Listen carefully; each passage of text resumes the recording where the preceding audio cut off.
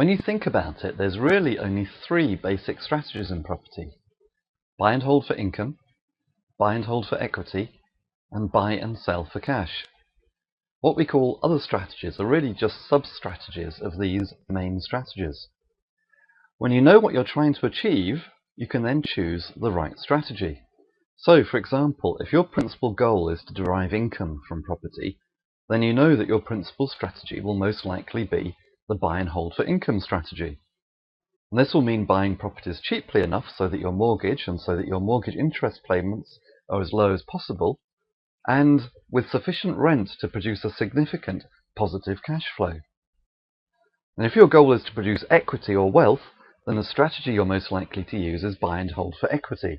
And this will mean buying properties where there's a genuine expectation of significant price rises, in other words, increasing capital values.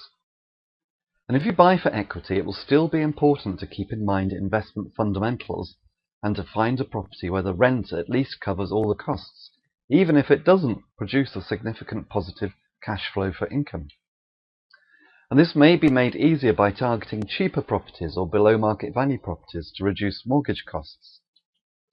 Of course, rising prices is only one way of benefiting from equity. Buying a property cheaply, in other words, at below its true market value, means that you'll have equity from day one. You can also target properties where it's possible to add value.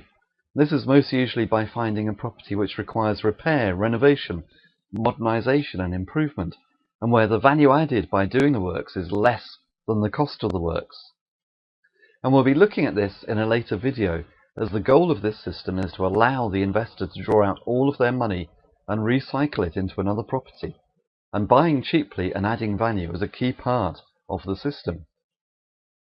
Alternatively, you could consider putting your properties onto capital repayment loans if the monthly rent is high enough to cover the monthly payments. The received wisdom in the investment community is that using interest-only loans is preferable for a number of reasons, not least that they're more tax efficient, but each investor should choose what's right for them, reflecting their circumstances and their goals. I've concentrated on the two principal strategies of buy and hold for income and buy and hold for equity, both of which fit this system. But if you have a short-term need or an ongoing need for cash, you may want to use a buy and sell for cash strategy as well, perhaps when you start or on an ongoing basis.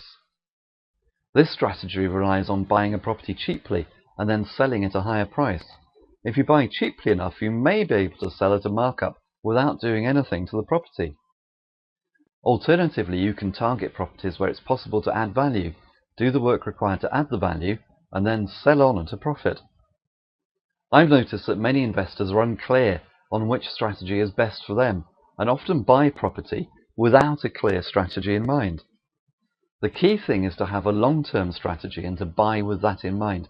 There's no point in recycling your money and assembling a portfolio, only to find that it's the wrong type of portfolio with the wrong type of property.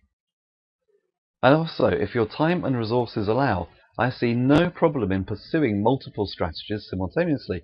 I especially encourage my mentees to consider doing some buy and sell for cash whilst they're assembling their portfolios.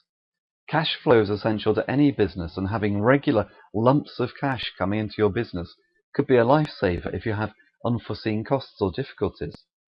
If you have no difficulties, then the cash that accrues can be used in the future to fund new projects. It's up to an individual investor to decide which mix of strategies is best for them, but they may consider selling, say, 1 in every 3 properties they buy as a buy and sell for cash property, whilst retaining the other 2 within their portfolio. But there are no rules, just think about whatever combination works best for you. So with that said, let's go to step 3 of the 7-step system. Find the right property or the right types of property that fit with your strategy. So I'll see you in the next video.